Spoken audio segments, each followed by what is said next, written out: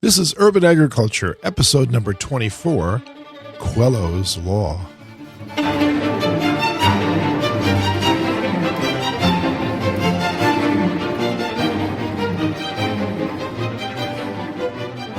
From Microbe TV, this is Urban Agriculture, episode number 24, recorded on April 11th, 2016. This episode is brought to you by CuriosityStream, a subscription streaming service that offers over 1,400 documentaries and nonfiction series from the world's best filmmakers. Get unlimited access starting at just $2.99 a month, and for our audience, the first 2 months are completely free if you sign up at curiositystream.com/microbe and use the promo code microbe. Hi, everybody. I'm Vincent Racaniello, and with me is Dickson Despommier. Good afternoon, Vincent. How are you, Dickson? I'm very well, thanks. I couldn't do this show alone, of course. Why would you want to? I wouldn't want to. No, this is your shtick. No, I couldn't do it alone either, because I love the way we both cover the waterfront. I mean, I've got a lot of specific information to try to find out things about, but being as inquisitive as you are and passionate about science, you ask lots of relevant questions. So you don't have to be an expert at this to really make a major contribution. I think without you, this would not be a good show. But we need you because you are the father of vertical farming. Right? So I've been told. I don't remember that event, but that's okay. We have another guest today. We do on our show, and he is coming to us from the University of Arizona. He is a professor of agricultural and biosystems engineering.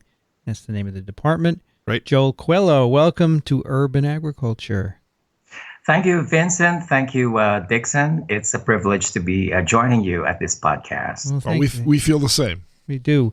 We've been talking with people who are working in the area of indoor growing of plants, right, Dickson? Absolutely. And we want to hear all about what you're doing over there in Tucson, Arizona, where it really can get very hot and dry, I understand. I'll say, but it's a dry heat. They always say, but it's a dry heat, but it's still pretty dry. But I'd like to thank both of you, first of all, for joining forces to do this podcast, because I think that this really meets the needs of a lot of people out there who really are interested in indoor growing. We hope so. That was our original idea, to bring this field to anyone who wanted to listen. We've covered a lot of commercial growers. Yes. And more recently, we've talked to a few architects. That's right. And now we've actually spoken to a few academics as well, right? Yeah, we have. Caleb Harper at MIT, right? That's right. And a few industrialists as well, That's right. For the Illumitex people, we've spoken to them. No, that's right, the Illumitex. And we want to just cover the whole field as much as we can. Exactly. Because we're both inquisitive. So that's our goal in the show. And we do have a good listener audience, which is interactive. They ask us questions and so forth. So we have a good time. So thank you for your great service. You're welcome, Joel. Joel, where are you from originally? Well, originally from the Philippines. Oh. You know, that small archipelago in Southeast Asia. Yeah. And how long did you spend there? Well, I was there until I was 25 years old. You went to college there then, right? Yes, I did. Yes. What? And go ahead. What did you major in? I majored in agricultural engineering at the University of the Philippines at Los Baños. Nice. And what led you to that major? Was there anything in your home life, or was it just was it a teacher? Well, you got it. That was a teacher. Because I didn't know, when I was a senior in high school, what I wanted to major in. And I had this teacher in advanced mathematics at that time. And she told me, oh, you should major in agricultural engineering. And I didn't really know at that time, where that idea came from or why she decided to tell me that recommendation. But I took it very seriously because I respected her and I really enjoyed her course. I guess because maybe she was thinking I was good in mathematics and therefore I should go into engineering. So at that time, though, I had already applied for college and I decided to major in chemistry. So my first semester, I was majoring in chemistry, but the second semester I decided to switch to agricultural engineering. Nice. What did you go ahead, Dick? There's a lot of agriculture in the Philippines. Did any of that inspire you to get involved? In reality, no. Right. But the University of the Philippines at Los Baños was primarily at that time an agricultural university, or at least it's well known for its world-class research in agriculture, even though it's a real university. So it included all types of majors already at that time. Right. But agricultural engineering was one of those majors at that time who had a reputation for being a really tough and difficult majors. Sure. And so, it became kind of a challenge for me. So, Joel, when I think of the Philippines, I think of the International Rice Institute. And, yes. Where is that located? Yeah, absolutely. So the International Rice Research Institute is actually part of the campus of the University of the Philippines at Los Baños. There you go. It's right there. It's not inside the main campus, but it's only about a 10-minute ride from campus. Cool. So did you ever get to meet Dr. Swaminathan? Oh, I'm glad that you asked. He was actually the commencement speaker during my graduation, and that was back Nice. that was back in 1984. Wow, I got to meet him once here. Right, and I think at that time he was a director of Erie at that time. That's right.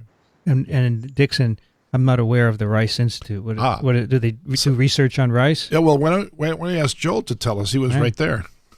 Yes. So the International Rice Research Institute is one of those, constellation or group of research institutes worldwide that are focusing on specific agricultural crops. So Erie is for rice, which is based in the Philippines. I think there's an international research institute for potato, Yes. which is based somewhere in South America. It's in Peru, actually. It's in Lima. That's right. Yes. Okay. Yeah. And I think there's one for corn, and there's one for other major agricultural crops as well. Indeed. Yeah. So Joel, when you graduated from the University of the Philippines, what were you thinking? Were you going right to graduate school, or did you have a little interlude? Well, I had a little interlude. I decided to teach. At that time, they were hiring instructors at the University of the Philippines in the College of Engineering. And so I decided to teach for a couple of years, and I taught engineering sciences. But then after 2 years of teaching the same things over and over, I realized I felt like I wasn't growing intellectually. And so it was time to do something else. And definitely it had to be research. It had to be grad school because that was the best way for me to grow intellectually at that time. And also because I wanted to pursue original research. I want to be able to, expand the cutting edge of research. And so I decided to apply for grad school in the United States. Where'd you end up going to? Well, I ended up going to Penn State, Pennsylvania State University, which is a great university. It's wonderful. Yes. Yeah, good football too, right? That's right. Yeah, with some asterisks. Yeah. Oh, that is true. Yes. Yeah. Right. So, what subject matter does an agricultural engineer encompass? I mean, what would be the things that you would learn or teach which would advance the fields of a 10,000-year-old behavior? Yes. And, that's an excellent question because I had to grapple with this when I was in grad school, because at that time, a lot of people misunderstood what agricultural engineering was. And at that time as well, the discipline or the field was, going through some growing pains, even though at that time it was already about 100 years old, because of the word agriculture. Right. Especially most young people do not gravitate toward agriculture, particularly at that time. But really, agricultural engineering at heart it's engineering applied to, in general, biological systems. Right. And agriculture is, just one of the subsets within biological systems. But of course, agriculture is very, very important, as we know. Right. And so you could think of biological engineering as the all-encompassing rubric. And under that is a major area or component, which is agriculture. So you could think of agricultural engineering as the application of engineering design, engineering principles within agriculture. So Joel, as a PhD student, you probably did a research project at Penn State. Can you tell us a little bit about what that was? Right, yes. But briefly, I did actually my master's and PhD both at Penn State. And in fact, I earned 2 master degrees from Penn State. And the reason is also because, again, it has to do with how I understood agricultural engineering at that time. So for my master's, I did the regular master program in agricultural engineering, and then I did a second master's in plant physiology because I really wanted to combine engineering and biology, which, focusing on plant sciences. And then I did, for my master's thesis in agricultural engineering, I was focusing on controlled environments applied to micropropagation, which is multiplying plants within an in vitro system. In other words, in glass, in a test tube, or in a small container. Which plant did you use as your model? At that time, I used an ornamental plant for a model, which was a woody species as well, which was tough to grow at that time, or tough to multiply in glass. But we were able to design the growing medium as well as the environmental conditions pertaining to temperature, light, and supplemental carbon dioxide in its gaseous atmosphere. Nice. That we succeeded, actually. A lot of early attempts to develop a plant model like we have for Drosophila or Escherichia coli, they used Arabidopsis. Was that a plant that you became familiar with? Of course, I learned a lot about Arabidopsis in my graduate courses in biology and plant sciences. But no, we did not work with Arabidopsis. Arabidopsis is more of the model plant for molecular biology, for genetic engineering. Okay. But we were actually working with not with the analysis of the genome of the plant, but with just multiplying really the plants. Right. And so we decided to work with something else. Mm-hmm. So for my second master's in plant physiology, my master's research was on cell cultures, which were made photosynthetic. And again, I played with the environment in terms of CO2 or supplemental carbon dioxide into the gaseous environment with a sugar concentration in the medium and the light level as well. So right from the beginning, I was working with controlled environments. Nice. And then for my PhD, I worked with design of bioreactors. So bioreactor is just a fancy name for a vessel wherein you could control, again, the environment, whether it's the temperature, whether it's the pH, whether it's the oxygen or carbon dioxide, or even light level, with the purpose of really making whatever you're growing in it really happy, so to speak. And at that time, I was working again with plant cell cultures that produced certain biochemicals that were important economically. So that was my dissertation for my PhD. I see you also have done a postdoc. That must have happened right after you defended your PhD. Is that right? Yes, that is correct.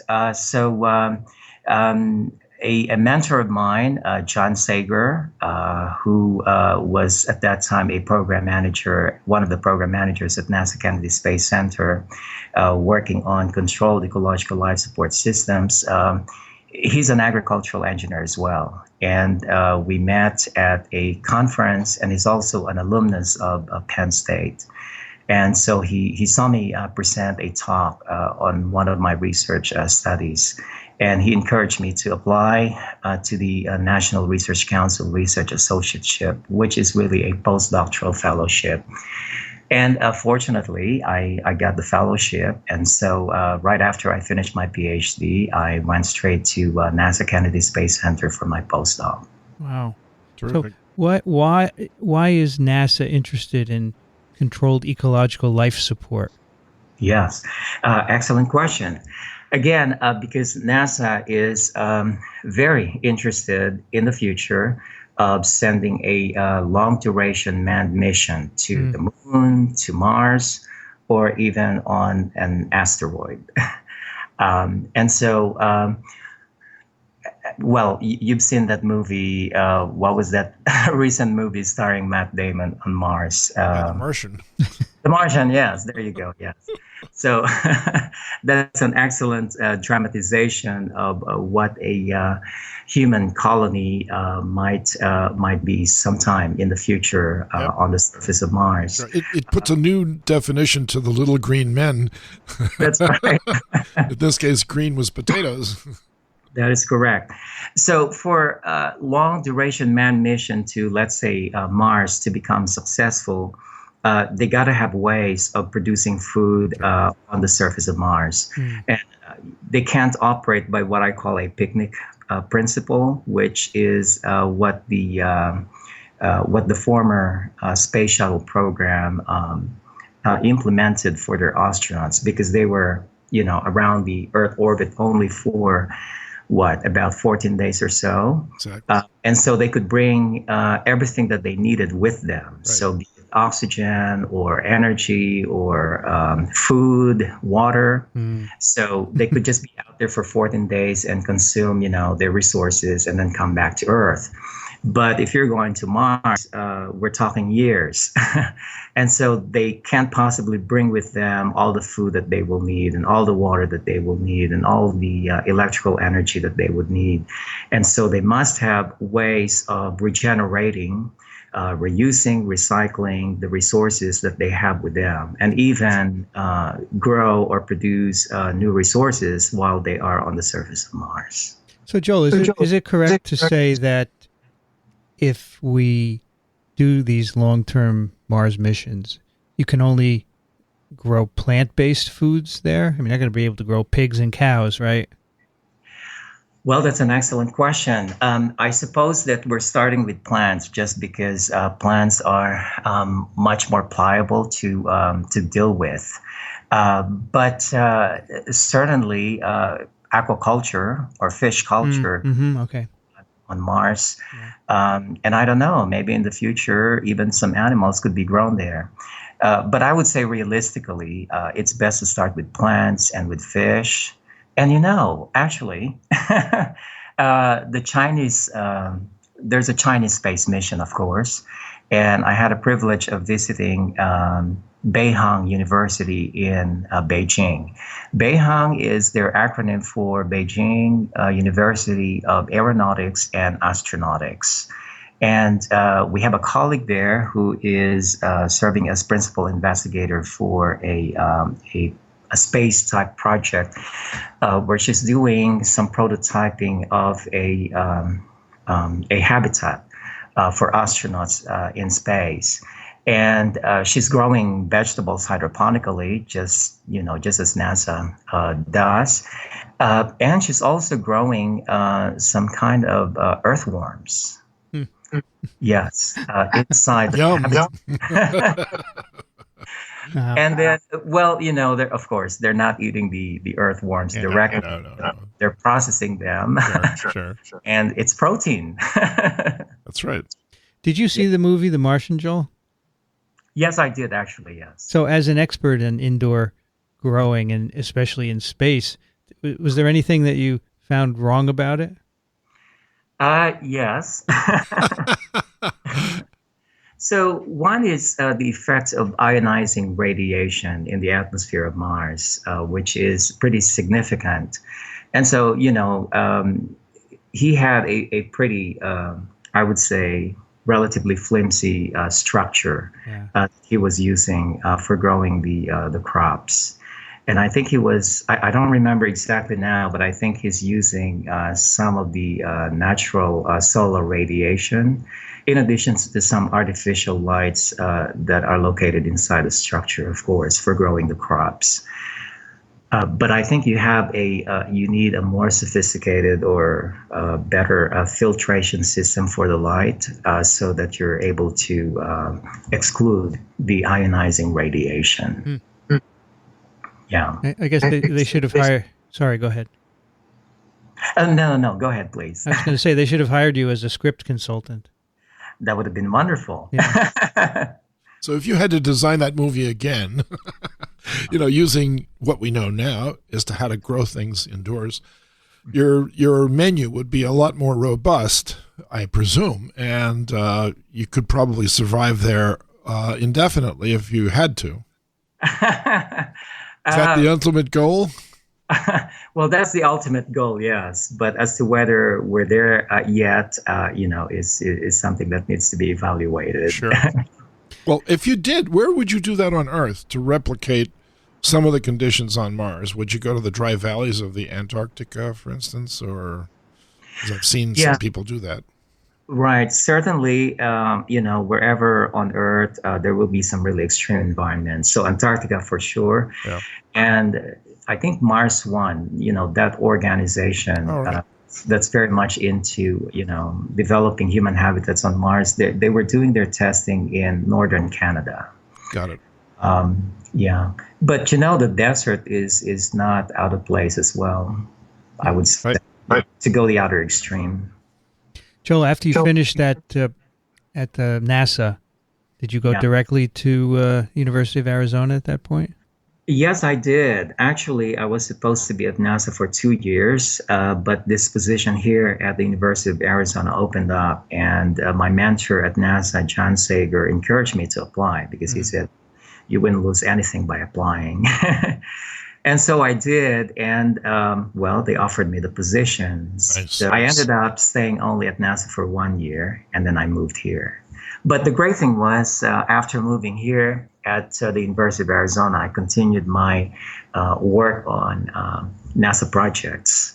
And I focused, when I was here, on developing hybrid solar and electric lighting systems for growing crops for space life support. So tell us, Joel, what are some of the things you work on? You have a laboratory, I presume, yes, in Arizona. What are some of the things you're working on? Well, I've been here a while now. So, I would say that for the first 7 years that I was here, I was focusing on controlled ecological life support systems for space applications. As I mentioned, I got that NASA grant when I moved here, and we started developing a hybrid lighting system consisting of solar lighting from solar radiation, as well as artificial lighting systems, including light-emitting diodes. So we were designing a demonstration prototype of combining both solar radiation and LEDs and some other artificial lighting systems where we could grow crops successfully. And we were kind of mimicking what might be a situation on Mars because, Mars is farther away from the sun than the Earth, but they're still getting significant solar radiation. I mentioned before, of course, that there is a significant ionizing radiation component to the solar radiation that's incident on the Martian surface. Right. But just the same, if there's a way to tap or to harness the visible radiation on Mars, that would help a lot toward maintaining the life support systems on Mars because electrical energy is a precious resource when you're out in space. So you want to use whatever is available locally toward what you're doing. So we do know now that there's a lot of water on Mars, and we know that there's a lot of CO2. Yes. Not a lot of oxygen, obviously, and the temperatures fluctuate wildly. But But nonetheless, I mean, it's an intriguing idea. I think everybody is absolutely fascinated by the possibility of leaving their home planet and settling down someplace else. And I'm a big science fiction fan, so I've seen a lot of those movies too. And I would love to have the option of visiting Mars and then coming back. I know a lot of people want to go and they don't care if they come back. They, I've seen some pretty horrible documentaries of people who have terminal long-term diseases that they know they're not going to live much longer than X, and so they would like to spend that part of their life, pioneering into outer space. But I think that would be a kind of sad way to go. So you can't go to Mars and invent all this, right? You got to do it here first. Oh, absolutely, yes. So one of my good friends is Daniel Schubert. You might know him. Okay. He's at the German Space Agency and has designed a very large version of a vertical farm, which, if you're not familiar with what he's done, I'd be happy to show you his website and stuff like that. He's got about 30 engineers working with him. Wonderful. And they've come up with this modular building, about three modules. Each one is a sort of a duplicate of the other two. And the robust diets that he can produce out of this predicted building, and I've met him at several meetings now. He's petitioning the German government to actually build it, because he says if you don't build this and play with this on Earth, you can't do that when you're going to go to Mars. That's right. And if you want to go to Mars, I mean, if you're really serious about it, then fund this project now, because otherwise you won't have anything to eat. That's right. Yeah. And no, that's really critical. That's very important. In the Mars program, they have nutritionists who have, played with a whole array of crops, and then how they can be combined together to come up with a balanced and nutritious human diet. And it's still a challenge, I think, because mostly NASA is planning on growing crops, vegetables. Yeah, that's right. And even though NASA is now able to grow soybeans and maybe some other, protein-rich vegetables or crops, still, it's a challenge to meet the protein requirement of humans when you're working with a limited number of sources for proteins. This is true. Plus, you have to be careful of every drop of water, every ounce of soil, whatever you've got. That's all you're going to get, right? Yes, that is correct. And Dickson and Vincent, I think that's one of the most important lessons I've learned from the NASA space program, having worked there and having conducted the research here at the University of Arizona on Space Life Support, is the stark reality that we're living in a world of scarcity. And that's true here on Earth, but that is especially true when you go outside the Earth's biosphere and when you go to Mars. It really underscores that fact that we're living in a very finite world in terms of water, in terms of energy, in terms of nutrients. So we have to really be sustainability minded. Sure.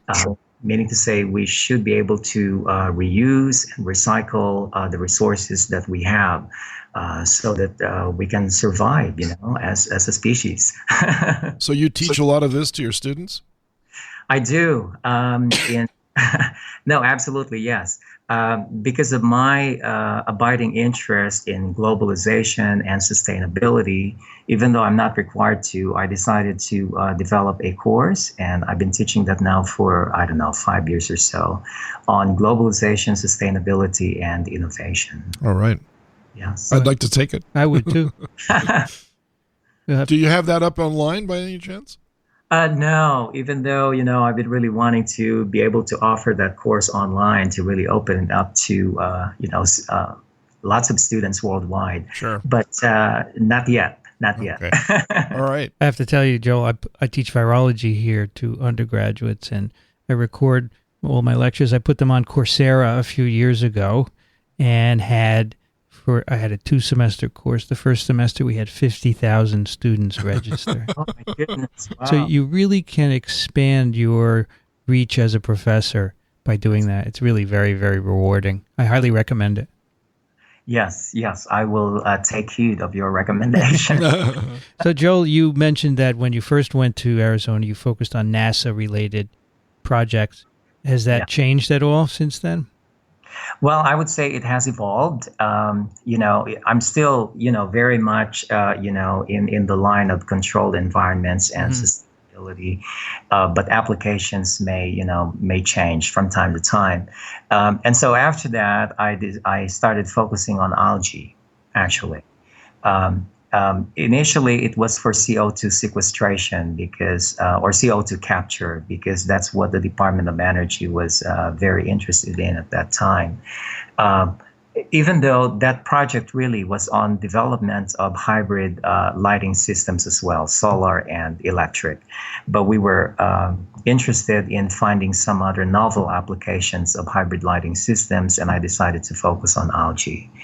And so through the course of time, I evolved from working on CO2 capture to production of biofuels, into production of nutraceuticals, functional foods, animal feed, and so on and so forth.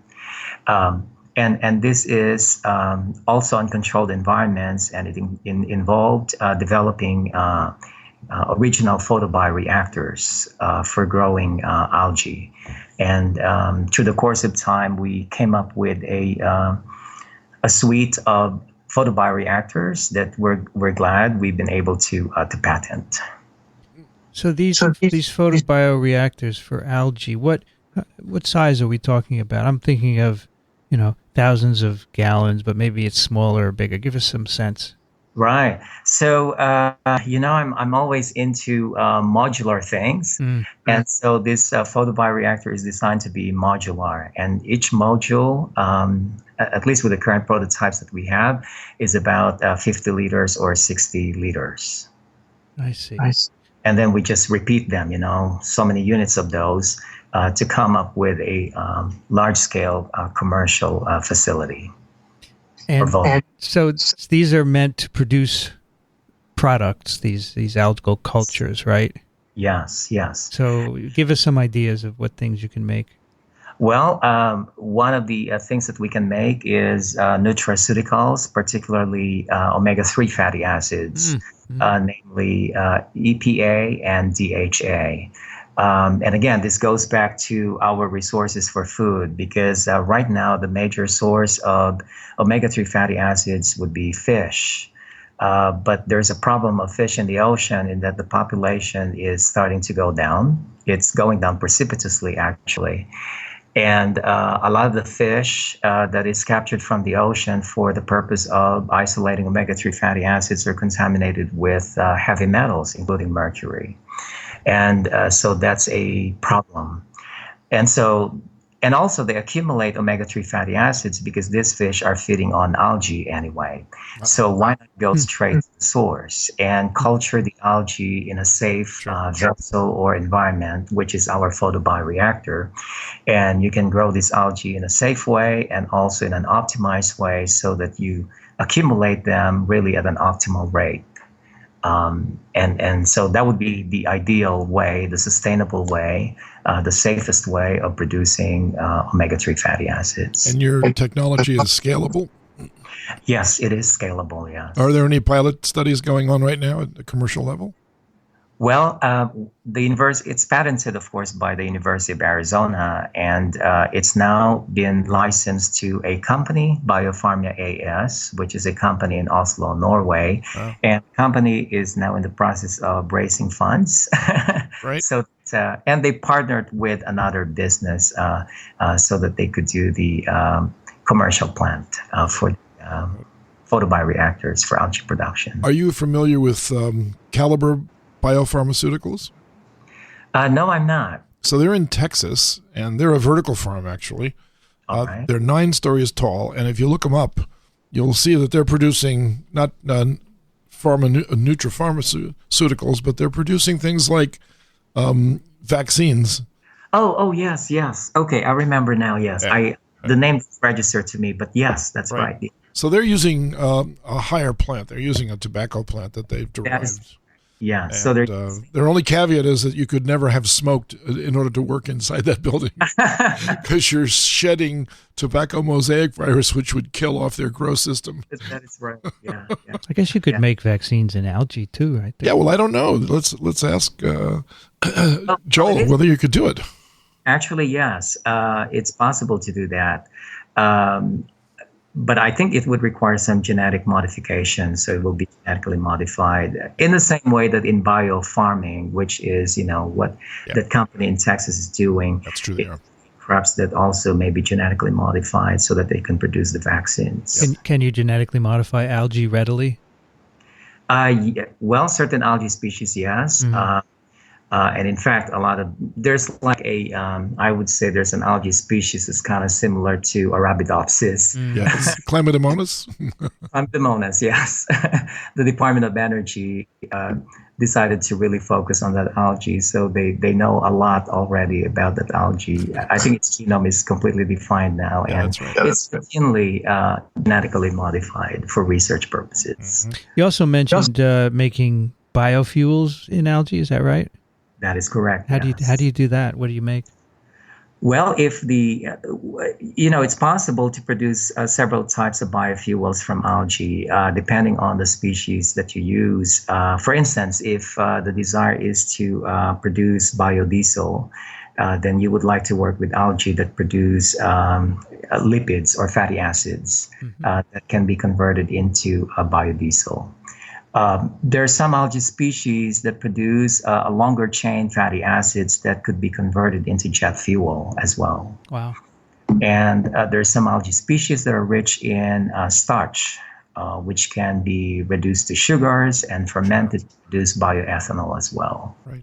So that's one of the benefits of algae, is that it's pretty versatile as a source of biofuels and in general as a source of different sorts of biochemicals. How about your original idea, though, to use them to sequester carbon? Are they an efficient source to do that? Yes. With most of the algae species that we're working with right now, they're very good at capturing CO2. However, when you consider the tons and tons of CO2 that's coming out, let's say, of a typical plant, they're kind of like no match. Exactly. Yeah. Even trees pale by comparison. I know what you're saying. Yes. But that's where, genetic modification could come in, because you might be able to create a super algae that really has a significant capacity for capturing CO2. Right. But that's the hope. It says here that you also are the inventor of the vertical Greenbox solution. And would you talk a little about that? Yes, that's right. So I think it's a good segue, because you mentioned that biofarming company in Texas, which is a vertical farming company.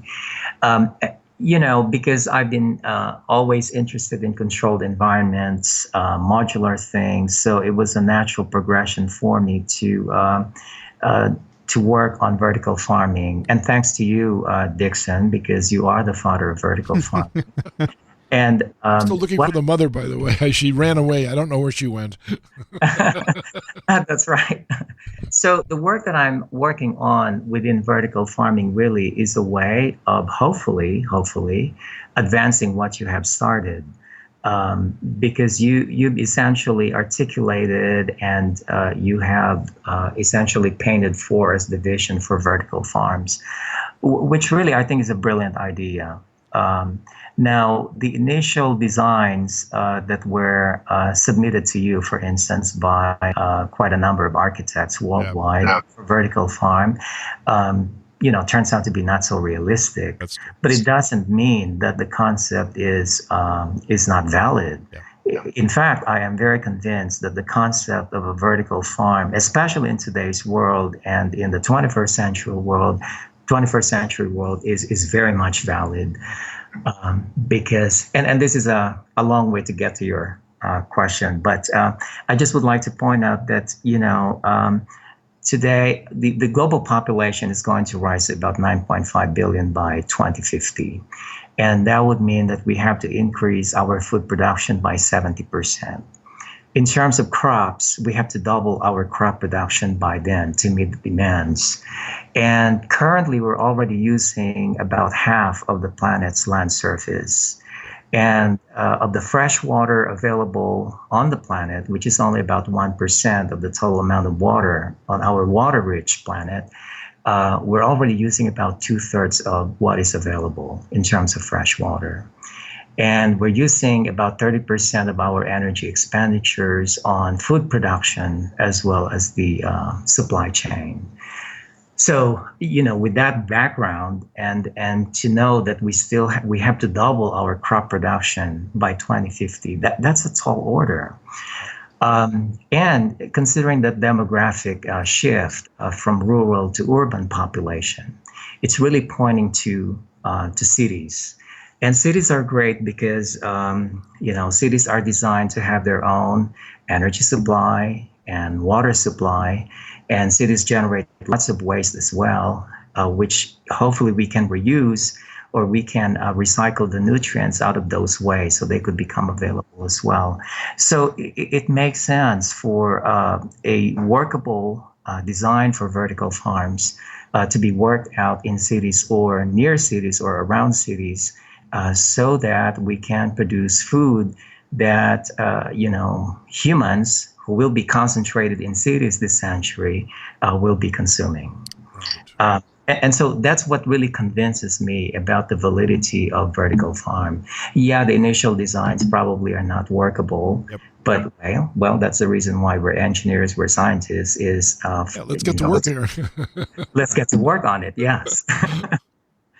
So that's the... I love the hope that you share with me too, because I've encountered this in a number of places for, I'm certainly out of my depth of field in terms of my training, but, I listen. And when you listen to people that really know the answers and they start to tell you that this is not just feasible, that we should be doing it, like people like Peter Head, who used to work for Arup, and is now in a carbon sequestration foundation, which he also founded. When you see people like that leaving their ordinary jobs to tackle this problem of climate change and food production and overpopulation or urban population, I didn't mean to use the word overpopulation because it's not a matter of how many people, it's a matter of how you feed them and how you take care of them, right? So you could have, 20 billion people as long as everybody gets fed right and gets proper water and gets a chance to express themselves as individuals. So I look at cities that you've described just now. If they emerge on the surface of Mars, the only resources that they've got there are between each other. They don't have anything in the environment to take advantage of. Maybe a little water, maybe a little CO2, but outside of that, the soil is definitely not going to be amenable to growing anything on. So you're going to really have to learn how to do this in another way. And I think that your department and your school is a world leader in that sense. And so I tip my hat to you guys because you're devoting your whole lives to inventing this process that will later on make the future a lot more bright. This episode is sponsored by CuriosityStream, the world's first ad-free nonfiction streaming service. It's founded by John Hendricks, the founder of Discovery Communications. You'll find there over 1,400 titles and 600 hours of content. It's available in 196 countries worldwide, and here on TWIV, we reach most of those countries, so you're able to get it. And the streaming is available on many platforms. You can stream on a web app, on Roku, Android, iOS, Chromecast, Amazon Fire, Amazon Kindle, and Apple TV. Now, what do they have at CuriosityStream? A wide variety of science and technology content, which our listeners will probably like, but also nature, history, and many other topics as well. You'll also find over 50 hours of 4K content, which they've just launched, and of course, they're building to make that library even bigger. In addition to documentaries, they also have interviews and lectures. For example, Stephen Hawking's Universe. Stephen Hawking traces the history of astronomical theories and technology. Next World featuring Michio Kaku talking about the future of technology, virtual reality, AI, and other technological questions. They even have some programs on viruses. One of them is called Viruses Destruction and Creation, where they talk about Zika virus, of course, Life on Earth, a series that explores biodiversity of our bodies, and many, many others. With Curiosity Stream, you get real science shows and not just reality TV science shows like the ones plaguing cable TV. There are monthly and annual plans available, and the plans start at just $2.99 a month, less than a cup of coffee or the cost of one title on competing on-demand platforms. Check out curiositystream.com/microbe and use the promo code microbe during sign-up to get unlimited access to the world's top documentaries and nonfiction series completely free for the first 60 days. That's 2 entire months free of one of the largest 4K libraries around. Just go to curiositystream.com/microbe. Yeah, so the one thing that I wanted to know, maybe you could, the prefabricated vertical farm, the vertical Greenbox. Yeah, that's Right. Now, what exactly is that? Could I buy one, for example, or was it too big for me? we could put you in it. So I refer to it as the vertical green box solution, which really represents a model, or I would say a paradigm for vertical farm, because we were talking about the current challenges of vertical farm as Dickson envisioned it. In that a lot of architects thought about this, conventional, and in some cases really fancy buildings for embodying the concept of vertical farm as Dickson envisioned it. And it doesn't work because a lot of these buildings really are meant for human dwelling and human occupation, and so it's so costly. Mm-hmm. So it doesn't work. It's not sustainable economically. And so we have to kind of reduce that concept into something that is more workable. And that's the concept behind the vertical green box. It's one that is minimally structured, modular, and prefabricated. Mm-hmm. So I have to define those terms.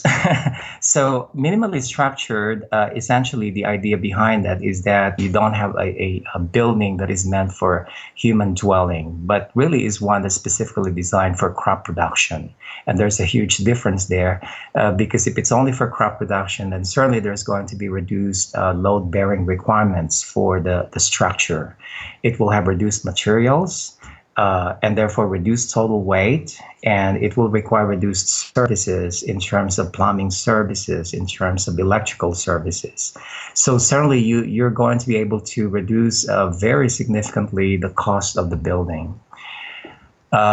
And then by modular, we all know, what's meant by modular. It's composed of these standard-sized units. And we haven't, as an industry, of course, defined what is the standard volume, but that is up for discussion.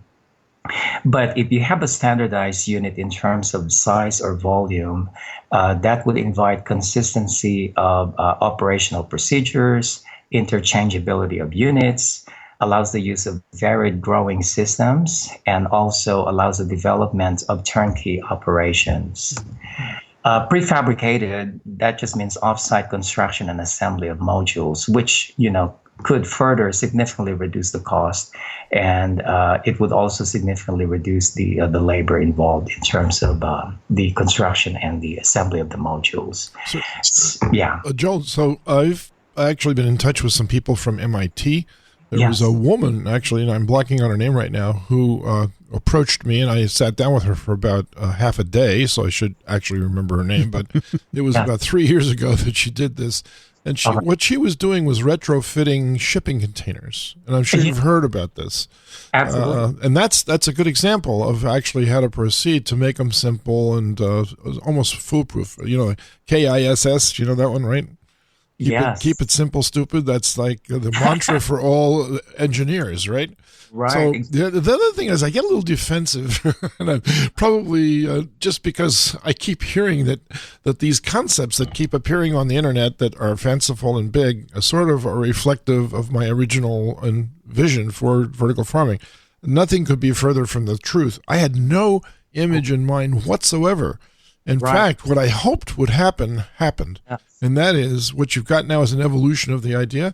And you've got your approach, you've got MIT's approach, you've got vertical farms, you've got vertical harvest is what I meant to say. You've got urban agriculture in various forms throughout the world now. And people are trying out what will work and what won't. And I think eventually, we're going to have to accept whatever does work. And I don't know which is your shining examples of big vertical farms versus little vertical farms, but the one I like most right now is the one in Bedford Park, Illinois, called Farmed Here.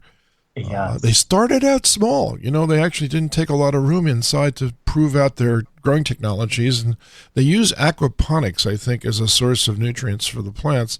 Yes. But the guy who took it over from the Hartages, he's actually been able to expand his industry now to St. Louis, or rather to Louisville and to other places as well. So I can't believe that these models, unless he's got an angel investor that doesn't care how much money he spends, which I don't think he does, by the way. I think he's actually profitable. When you see things like that happening, then you have to sort of say, well, that's not a fancy building. That's like an old warehouse.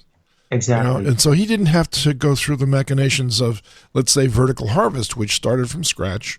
They made a 3-story vertical farm. I don't know how expectant they are to be as profitable as they need to be in order to show independence from NGOs.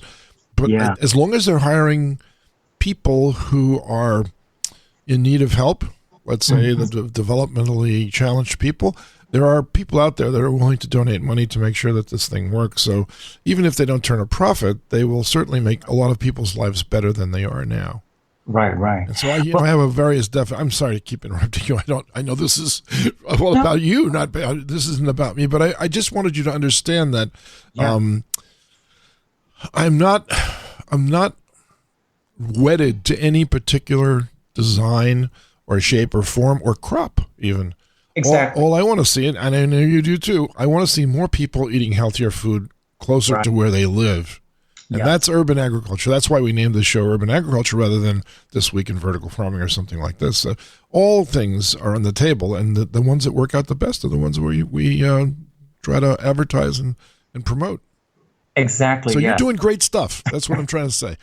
Yes, thank you. But I'm glad that you pointed that out, because I actually understood that by vertical farm originally you didn't mean the fancy buildings. No, I because didn't. I was quite aware that those buildings were made by specific architects. They were not at my request either, by the way. Yeah, but I have to say that that's a testimony really to the power of and the promise of the concept of a vertical farm. I agree. I do because agree. it really stirs up people's imagination. That's the deal.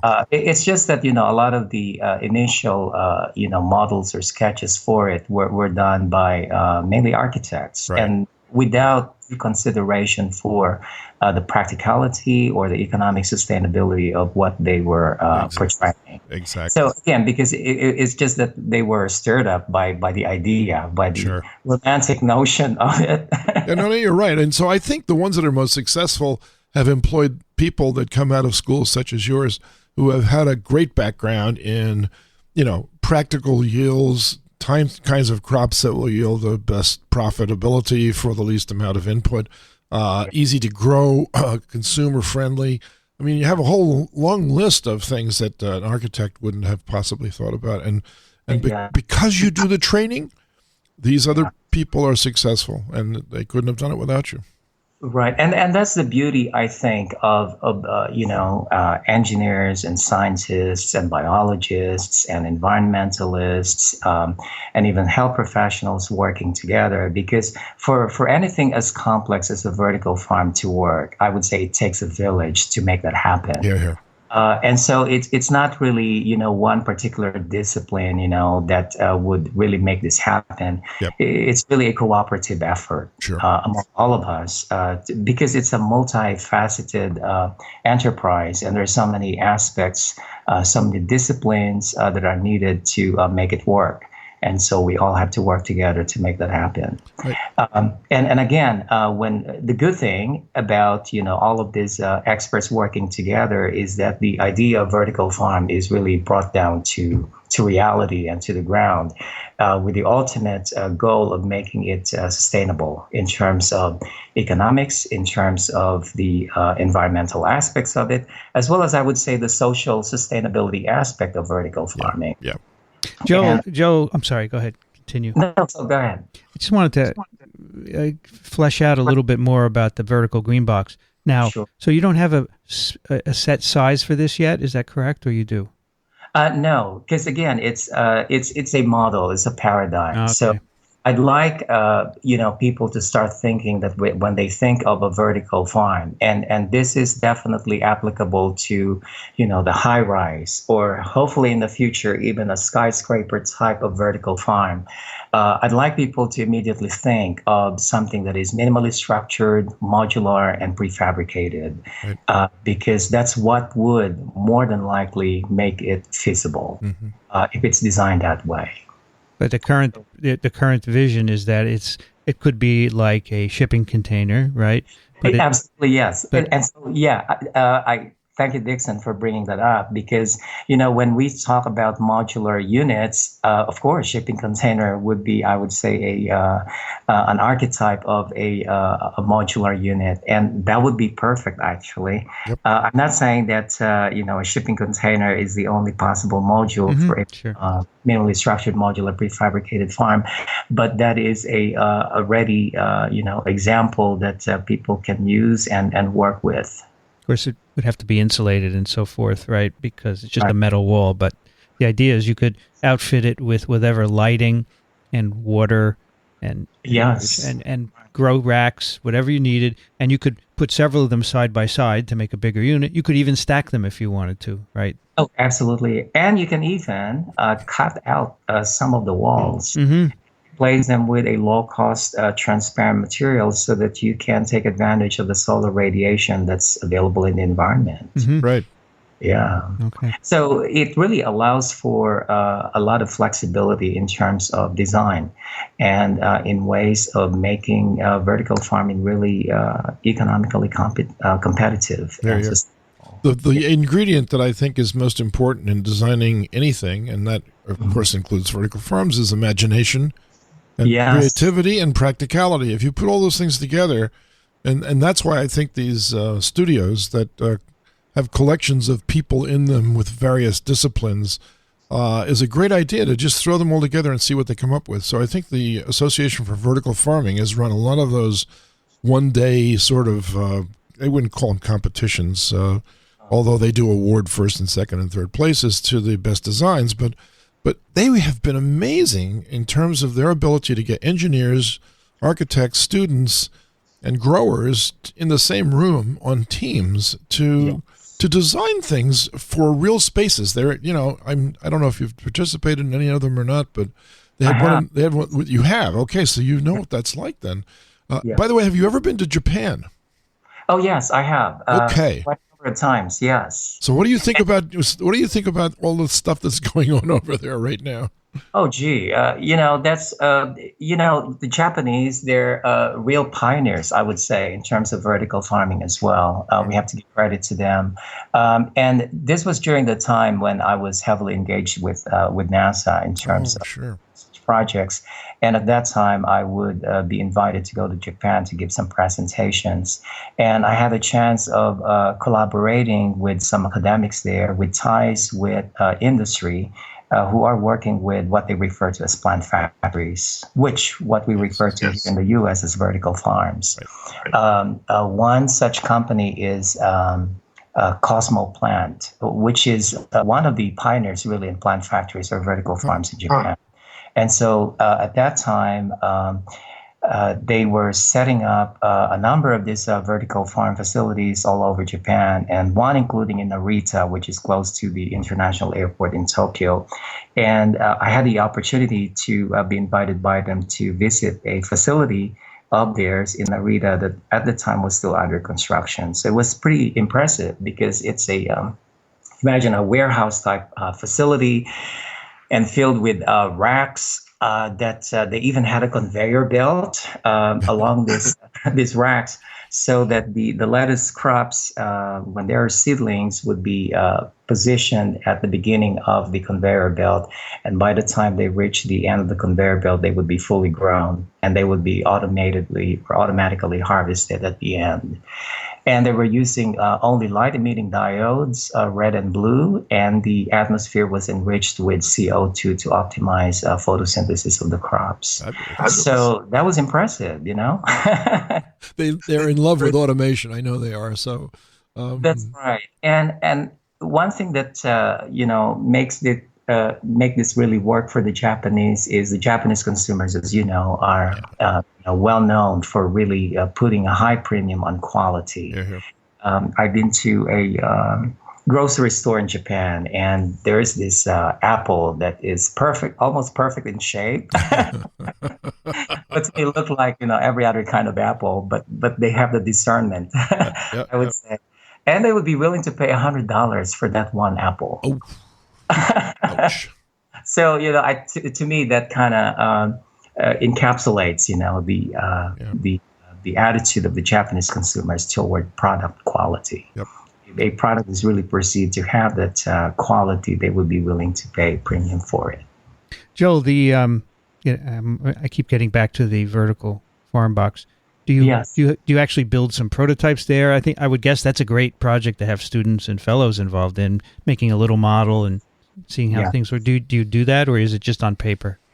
We're just in the beginning stages. So you mentioned shipping container, and so we're going to start with a shipping container as a demonstration of a modular unit. Fortunately, we got some help from the University of Arizona's Green Fund organization, which is a student-run organization to promote sustainability. And this would also be in partnership with the Southern Arizona Food Bank. And so we would have a group of students who would help us design the interior of the shipping container in terms of the racks, cultivation systems, LEDs. We're going to be using photovoltaic cells as well, so that we could supplement our energy expenditure using solar radiation. So it would be great fun. Sounds terrific. And so you will actually get a container and do this right there in your at the University of Arizona campus. Yes. So that'll be outside, I presume, right? It will be outside, yes. And it's just one module, but that would be a great start. Yeah. Hopefully, we can build on it. How do you deal with the heat? So with the heat, right now we're going to be using some air conditioner as well. Again, because we're just starting here. Yes, of course. We want to make sure that the plants are growing properly, of course. But again, we will try to minimize as much as possible our use of electricity from fossil fuels by using solar radiation. Right. And it's an advantage that we have here in Arizona because we get lots of solar radiation. Sure do. Which is doable. We'd like to have some of that here. Today, unfortunately, it's all cloudy, right, Dickson? Well, you know what? I see a band of blue heading our way, so maybe it's getting hopeful out there. But we just had a whole morning filled with rain, so rain's good. Rain's good. I don't dismiss rain at all. Joel, is there anything else that we haven't touched on that you want to mention before we? Yes. Dickson mentioned rain. We're in different geographic locations, so we should take advantage of what's available to us. So here in Arizona, sure, we've got plenty of sun, so we can use photovoltaics. In New York, for instance, in the Northeast, you don't have as much sun as we do, but you've got more water than we do. you've got rain and snow. And I think that it's important to have a water harvesting system from the rain or from snow. And use that as well for purposes of vertical farming or indoor agriculture. Little things like this in design would really go a long way in terms of making this a more sustainable system. Yeah. So in terms of sustainability, I think it's, and this is something that I learned going back to our initial conversation about my experience at the Controlled Ecological Life Support Systems at NASA, is, we're living in a world of scarcity in terms of resources, but this should force us really to look at our systems holistically, as being composed of different components. And it's possible for these different components to be interlocked with one another, to be connected to one another, so that hopefully the waste product or the output of one component serves as the input, useful input for the other interlocked component within the network or the system. And that would greatly minimize wastes and losses and inefficiencies. And, that's how NASA, hopes to make it work out there in space in terms of life support systems. And that's a great paradigm and model to apply here on Earth as well. I'll say it reminds me of that scene in The Martian when he was looking around for something. What am I going to fertilize this stuff with? Oh, I know. And then every astronaut had actually saved all of their waste products, and they were available in tubes. Exactly. Yeah.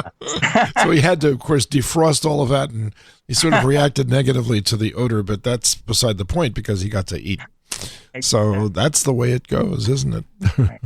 And here on Earth now, we can think about wastewater treatment, municipal wastewater treatment, and you can recover a lot of nitrogen, a lot of phosphorus from that process, and use those for crop production. Yep. And it works beautifully well. Good stuff. It's ironic. I just hear these flashes in my head that sort of triggers a response. You don't live far away from where one of the oldest continuously settled regions on Earth was. The Anasazi Indians lived not too far away from you. Right. Yeah. And they, for like 2,000 consecutive years, they were in one place. And, of course, they had to invent irrigation and crop rotation, and that's when corn first came in. And I'm sure you're familiar with these early stories, but look at how long it took them to lose their sustainability. Yeah. Because they kept applying newer and newer and newer technologies to the situation. So I think we find ourselves in that same situation now, except that we have more tools. Yeah. And we have to think in terms of longer survivals than just 2,000 years, right? That's right. Yes. Yeah. So it's a real pleasure talking with you, Joel. Joel, if NASA came to you tomorrow and said, Joel, we want you to go to Mars and help assemble a growing unit there and stay there for a year, would you go? I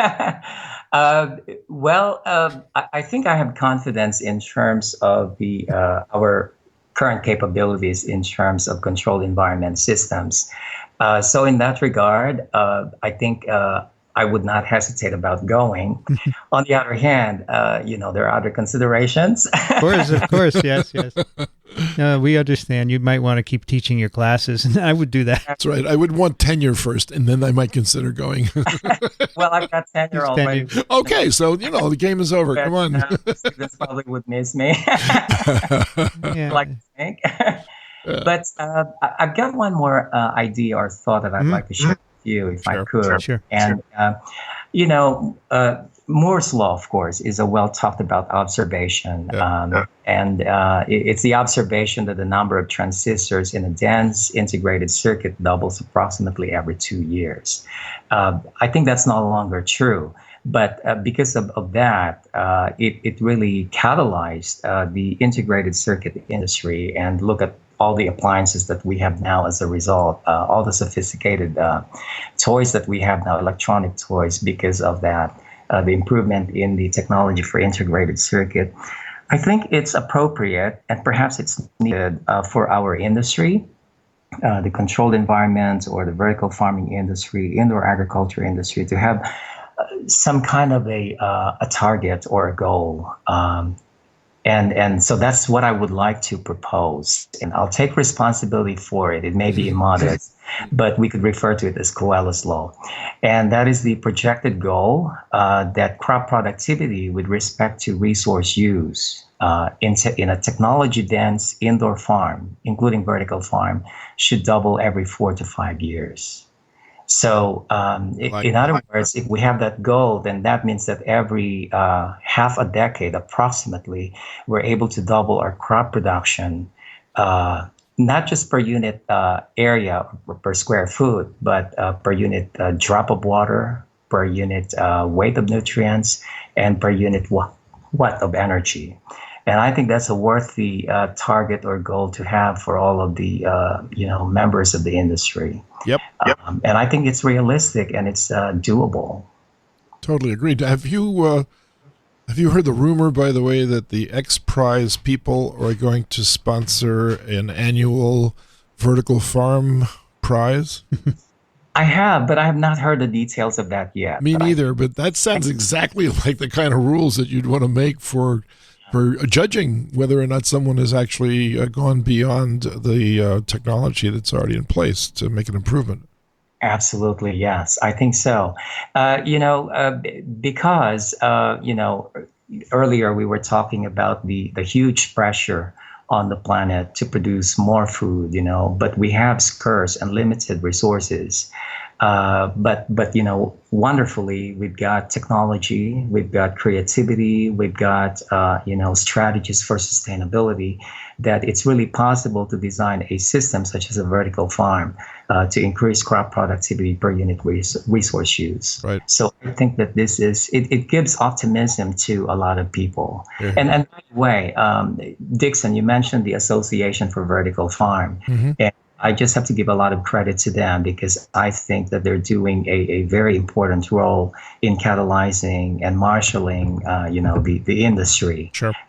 Because it's a very important industry, and I think they're playing a great role in terms of, the leadership, in terms of encouraging, right. Even in terms of providing opportunities for networking within the industry. That's to right. catalyze it. Yeah. Great. I like that. Coello's Law. You can right. You can imagine it there with the second law of thermodynamics, Joel, we had Henry Gordon Smith on our show early on in one of our podcasts, so you can go back and listen to that if you'd like. Yes. Oh, yeah. I know Henry, of course, yes. Sure. All right. This episode of Urban Agriculture will be at iTunes and at microbe.tv/urbanag, and we always like getting your questions and comments. We have a bunch that we have to get to, Dickson. We do. We'll get it in a future episode. You can send them to urbanag@microbe.tv. Our guest today has been Joel Cuello, a professor at the University of Arizona in Tucson. Joel, thank you so much for your time and for coming back twice after we had a little technical difficulty there. Well, Vincent and Dickson, thank you so much for this great opportunity. It's been a pleasure. And again, I'd like to thank both of you for the service that you are providing the industry. Well, it's our pleasure. When we have people like you on, it makes it easy. Yeah, and best of luck to everything you're doing. We look forward to more and having you back again one day when this industry is even more advanced. It'll be fun to do intervals, right, Dickson? Yeah, sure. One of the nice things to think about here, Joel, is the fact that these radio waves that will go out over the airwaves will continue on into outer space forever. So whoever's listening out there in the next galaxy can pick up on this and apply it to whatever systems they've got going. Dickson, we could put a thumb drive of all our podcasts and send it up out into space, couldn't we? Well, we've already done the episodes. That's right. Dickson Despommier can be found at verticalfarm.com. Thank you, Dickson. You're welcome, Vincent. I'm Vincent Racaniello. You can find me at virology.ws. The music on Urban Agriculture is performed by John Harrison with the Wichita State University Chamber Players and also by Ronald Jenkins. You can find his work at ronaldjenkins.com. You've been listening to Urban Agriculture. Thanks for joining us. We'll be back soon. Hey, Dickson. Yeah, Vincent. I'll see you in the shipping container. You got it. Why not? Yeah. All right, Joel. Thank you so much. Well, thank you very much. It's been a pleasure. Give my regards to Gene. Okay, yes, I will. Bye-bye. Thank you. Bye-bye.